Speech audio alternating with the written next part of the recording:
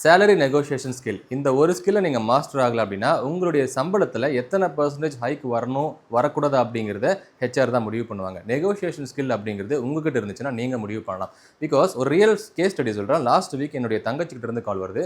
அண்ணா எனக்கு ஒரு 12 லட்சத்தில் ஒரு ஜாப் கிடைச்சிருச்சு அப்படிங்கிற மாதிரி சொல்கிறாங்க. நான் ஃபஸ்ட்டு கேட்குற கொஸ்டின் இந்த நம்பர் யார் கோட் பண்ணாங்க அப்படின்னா ஹெச்ஆர் தான் கோட் பண்ணாங்க அப்படிங்கிற மாதிரி சொல்கிறாங்க. ரெண்டாவது கேட்குறேன், ஓகே உங்களுடைய ப்ரீவியஸ் கம்பெனி பேக்கேஜ் என்ன அப்படின்னு கேட்டால் 10 lakhs அப்படிங்கிற மாதிரி சொல்கிறாங்க. 10க்கும் 12க்கும் 2 லட்சம் தான் கொடுத்துருக்காங்களா, உங்களுக்கு எத்தனை பர்சன்டேஜ் ஹைக்கு போட்டாங்கன்னு தெரியல, பர்சன்டேஜ் தெரியலனா இதுதான் சொன்னாங்க, அதனால நான் அக்செப்ட் பண்ணிட்டேன் அப்படிங்கிற மாதிரி சொல்கிறாங்க. தென் இன்னொரு கொஸ்டின் கேட்குறேன், இது ஓகே நீ ஏதாச்சும் நம்பர் சொன்னி அப்படின்னு கேட்டால் நான் எதுவுமே நம்பர் சொல்லணும் அப்படிங்கிற மாதிரி சொல்கிறாங்க. தென் ஃபைன், இது பரவாயில்லன்னு சொல்லி உங்களுடைய ஃபிக்ஸ்டு பே என்னன்னு கேட்குறேன், தெரில அப்படிங்கிறாங்க.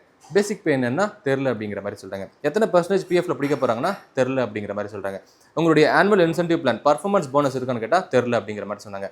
நைட் ஷிஃப்ட் அலவன்ஸ் இருக்கான்னு கேட்டால் தெரில அப்படிங்கிற மாதிரி சொன்னாங்க. ஸோ இது எல்லாத்தையுமே நான் கேட்கும்போது எனக்கு வந்த ஒரு ஆன்சர் தெரிலண்ணா அப்படிங்கிற மாதிரி சொல்கிறாங்க. தென் நான் கேட்டேன், சேலரியில் இது எல்லாமே டிஸ்கஸ் பண்ணாமல் எப்படி நீ வந்து ஆஃபர் அக்செப்ட் பண்ணான்னு கேட்டால் அப்புறம் தான் அவங்க சொல்கிறாங்க, ஆனால் இதெல்லாம் பண்ணணுமாண்ணா எனக்கு தெரிலண்ணா அப்படிங்கிற மாதிரி சொல்கிறாங்க.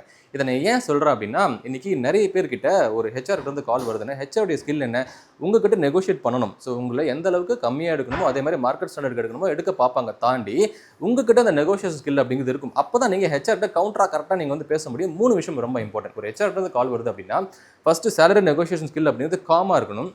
ரெண்டாவது கான்ஃபிடென்ட்டாக இருக்கணும். மூணாவது ரெஸ்பெக்ட்ஃபுல் பிஸ்னஸ் கான்வர்சேஷனாக இருக்கணும். விச் இஸ் உங்களுடைய வேல்யூவை நீங்கள் சொல்கிற மாதிரி இருக்கணும். ஒரு கம்பெனிக்கு நீங்கள் போகிறீங்கன்னா என்னால் என்ன வேல்யூ அந்த கம்பெனிக்கு கிடைக்கிற மாதிரி அப்படிங்கிற மாதிரி இருக்கணும். சரிங்களா? நிறைய பேர் வந்து கால் வந்த உடனே இந்த மாதிரி எனக்கு ஒரு 15 லட்சம் கொடுக்குறேன் அப்படின்னா எந்த ஒரு கொஸ்டினுமே கேட்கறது இல்லை. எவ்வளோ நீங்கள் வச்சிருக்கீங்க, உங்கள் ஃபிக்ஸ்டு பே என்ன, வேரியபிள் பே என்ன, வருஷத்துக்கு எவ்வளோ போனஸ் வரும், பர்ஃபார்மன்ஸ் ஆப்ரேஷன் அப்படிங்கிறது எப்படி நடக்கும், இதில் எங்கெங்கே டேக்ஸ் போகும். பிகாஸ் நீங்கள் 10 லட்சம் 15 லட்சம் 20 லட்சம் வாங்குறீங்க அப்படின்னா ஒரு டேக்ஸ் லேபில் டேக்ஸ் போயிடும். ஸோ இன்ஹேண்ட் சேலரி எவ்வளோன்னு கேட்டால் அது தெரியல அப்படிங்கிற மாதிரி சொல்லுவாங்க. அதனால் இதை மாஸ்டர் பண்ணுறதுக்காக நம்ம ஒரு பிடிஎஃபை ஃபுல்லாக டெவலப் பண்ணியிருக்கோம். இந்த ஒரு ஹெச்ஆர்லேருந்து கால் வருது அப்படின்னா எதை நீங்கள் சொல்லணும், எதை சொல்லக்கூடாது, எதை கவுண்டராக வைக்கணும் வைக்கக்கூடாது, எந்த வேல்யூவை நீங்கள் ப்ரப்போஸ் பண்ணக்கூடாது, அதே மாதிரி எந்த வார்த்தைகள் நீங்கள் உபயோகிக்கக்கூடாது அப்படிங்கிறத எண்ட் டு எண்ட் ஒரு பிடிஎஃபாக கொடுத்துருக்கேன். இந்த பிடிஎஃபை நீங்கள் பார்க்குறீங்க அப்படின்னா கண்டிப்பாக இந்த வீடியோ பார்த்து முடிக்கும் போது நீங்கள் ஒரு சேலரி நெகோஷியேஷன் ஸ்கில்ல மாஸ்டராக இருப்பீங்க. அண்ட் மறக்காமல் கமெண்ட்டில் சேலரி அப்படிங்கிற மாதிரி கமெண்ட் பண்ணுங்கள். உங்களுடைய ஃப்ரெண்ட்ஸுக்குமே ஷேர் பண்ணுங்கள்.